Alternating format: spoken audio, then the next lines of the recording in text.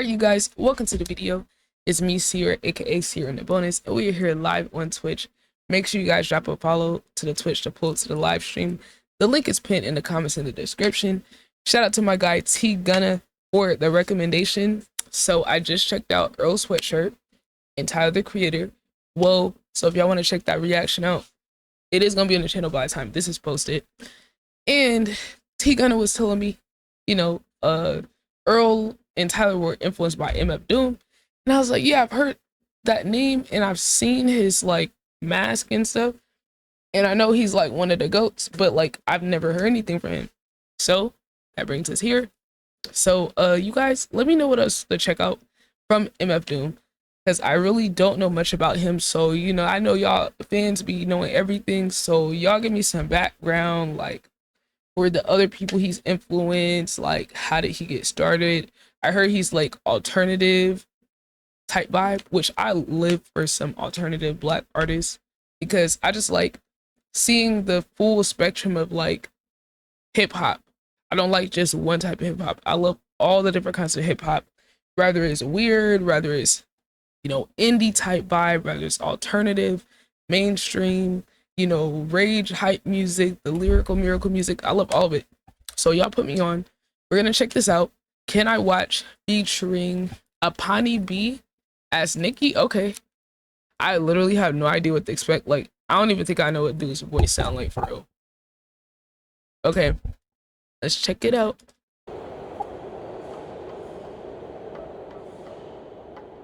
Okay.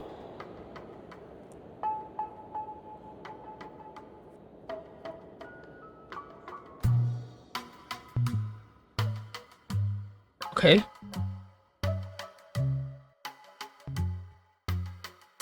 Let's see where you go with this. My cousin's friend wanna meet me. Okay. Saw me on TV, said she need a sweetie. Heard he was the type to do her name in graffiti. Meet her with a kiss, straight gentlemanly steed, a G. Whatever's meant to be is meant to be. She can slip a smile to make a nigga flip wild. Herringbone name chain, diamond chip script style with the matching bracelet. Sweats with the K-Swiss, athletic chick who run track.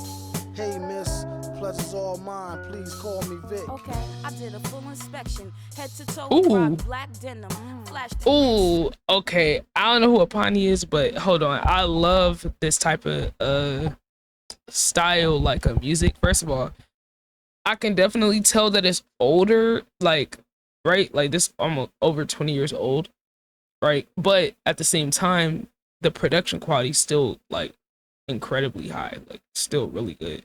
But first of all, off the rip, kind of reminds me of like Eminem. Not like, oh, he stole Eminem. Not on nothing like that. Okay, I know y'all stands like the tussle. That's not what I'm saying. But it literally reminds me of kind of that stripped down production, rapping, storytelling type vibe.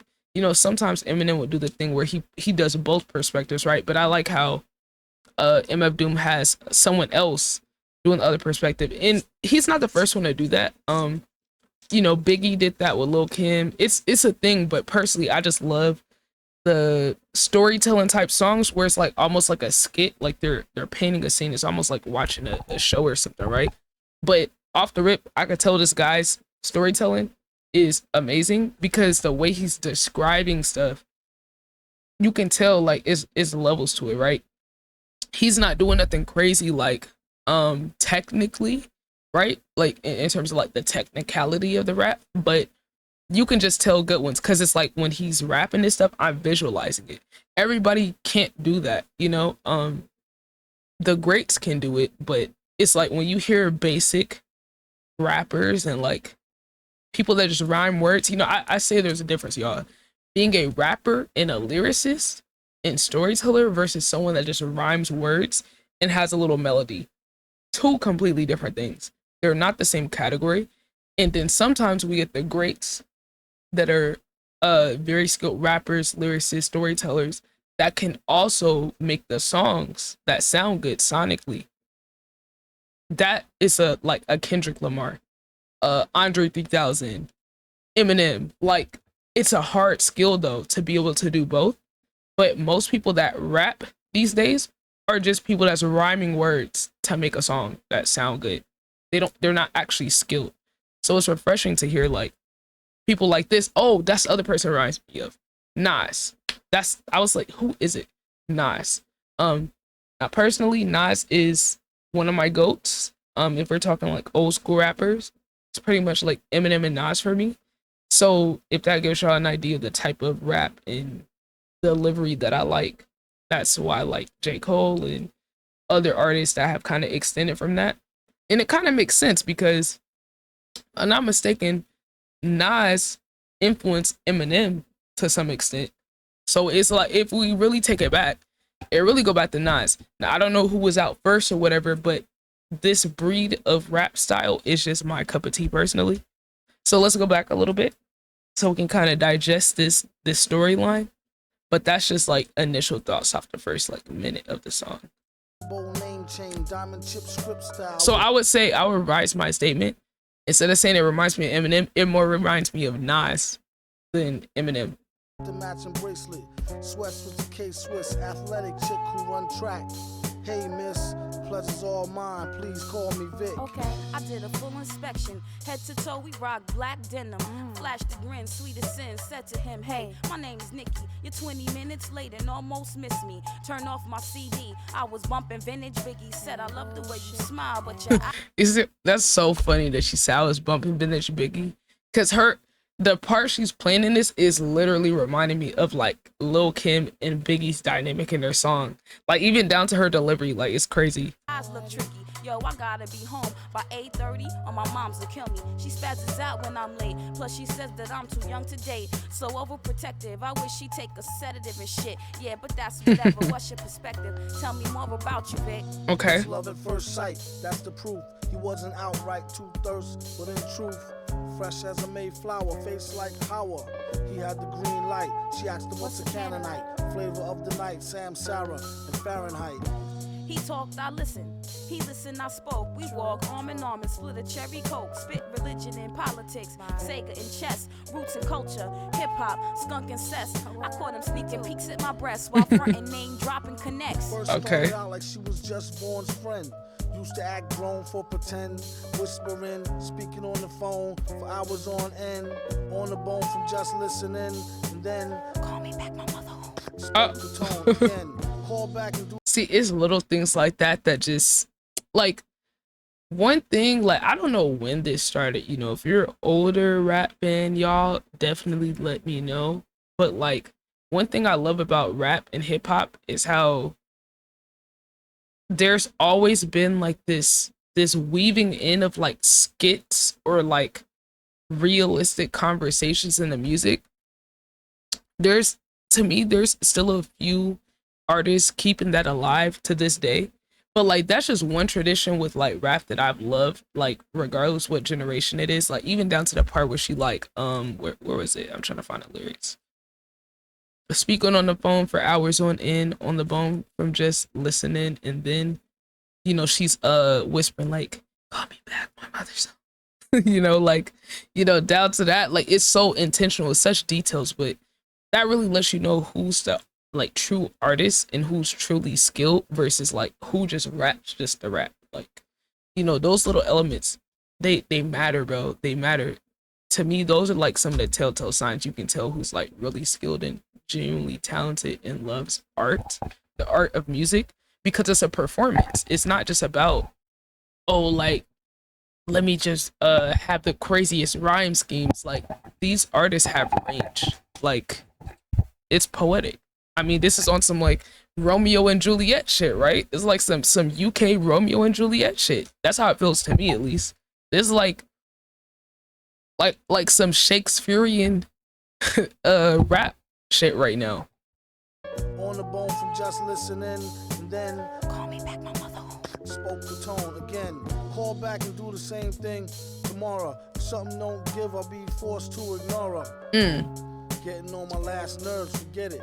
All this talking shit and V ain't even hit it yet. It's uncharacteristic of the vet. Oh, so he letting us know how much he really liked this girl. Right? Like he don't want to get strung along and shit. He really like her. He's talking about some deep shit. But at the same time, like, hold on, I don't even do this. I be trying to smash. But we over here just on the talking stage, and then I'm getting like put to the side because of your little situation. Like, you know, he's saying he a vet to this shit. He a vet in the game in terms of, you know, getting with women, da da da da. This not how he moved, but he clearly liked this girl to some deeper extent. But I just like, I don't know if this is like a true story or like whatever, but I like the vulnerable perspective kind of in this, right? Where it's like, hey, I'm usually not the type to even be doing all this, and this girl is like low-key getting me out of character. I appreciate that vulnerability in music. You know, everybody want to act hard and tough and all that, but it's like niggas be wanting love too, but at the same time niggas be getting impatient, especially when they used to like getting what they want off the rip. On my neck, the whole last Bring it back. It's uncharacteristic of the vet. Hickeys on my neck the whole last night. I couldn't sleep. Practice the words I used to greet you. The next time we meet, think of you and feel heat that make my cheeks blush. Close my eyes and feel your touch. Get chills when you slip me tongue. Picture me with you. Could my fantasies of teen love come true? Got me wondering how far I go to prove my mom's and everybody wrong. I miss you every time I hear a love song, and whenever you're gone, until I see you, then I feel short of breath. I think maybe I'm ready to take the next step. Yes. Bet, I got your cab fare, dinner, and a movie. Bring a change of clothes just in case it's all groovy. Okay. Watch when I see you. I miss you a lot, yo. How about a nightcap, maybe a bottle of Mo, so we can bite your titties like a baby toddler, ho. Oh, no, you didn't. You called me a what? Don't make me wig out. How you gonna let some shit like that slip out your mouth? If I was there, I smack you when you... See, I was saying he doing that thing again. Right, like I'm telling y'all, I love that like conversational style, right? You know, even to the part where he's like, how you gonna let some shit like that slip out your mouth? And then he's like interrupted, like, nah, I was just, and then she cut the nigga off. Like that's real. That's real, bro. This guy is very, very talented. Wig out. How you gonna let some shit like that slip out your mouth? If I was there, I smack you when you smirk for acting like a jerk. Thought you was cool, but now I doubt the shit is gonna work. I'm not hurt, I'm pissed off. Kiss off, fuck this shit. I know I played too much. Hey, on the way, could you please pick up 2 Dutch?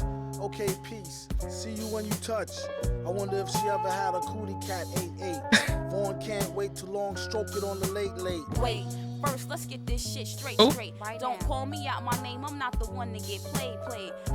Niggas go figure them out. They're all the same, with a lame story. Like my ex-man Mike got my best friend pregnant and be still trying to call me. Ooh, it's messy. Fuck Vic too. I wound up on pros. Damn. This is escalating quickly. But this is real though. This is reflective of like real conversations, right? Niggas be used to talking about women a certain way, then they get a certain girl that maybe got a little more self-respect, a little more standards and shit, right? And she not going for that shit type shit. So it's yeah. This is how it go though. One thing, you say one thing that you might be able to say with other women. You can't do it with all of them, because some of them not going for that shit, and then boom, you lost her. From all the shit he put me through. Only been off my prescription 3 weeks, and you got me flipping, ripping my hair out. Never thought you'd treat me like a pigeon. I'm out. She says she getting treated like a bird. It's over. I'm gone. So long. I'd rather masturbate than fuck with Vic Vaughn. Rather masturbate than fuck with Vic Vaughn. Damn. Rather masturbate. He said, "Let me watch." Still, so what time you gonna be here, yo? I'm gonna be waiting, yo. Just holler, ring the buzzer. 3. Oh, I don't think she coming, gang. Bro, I don't think she gonna be on the way, gang. Hey. This was great though. This was such great storytelling. Wow. But first of all, shout out to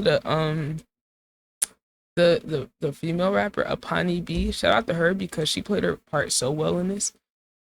Wow, what an introduction. See, I still don't feel like I know what to expect. Something's telling me MF Doom seems like the type of artist to do all types of stuff in his music. So even though I heard this, I still don't feel like, oh, I know what he's like. I still gotta listen to more because I'm sure he has like a lot of versatility. He does a bunch of different type of stuff.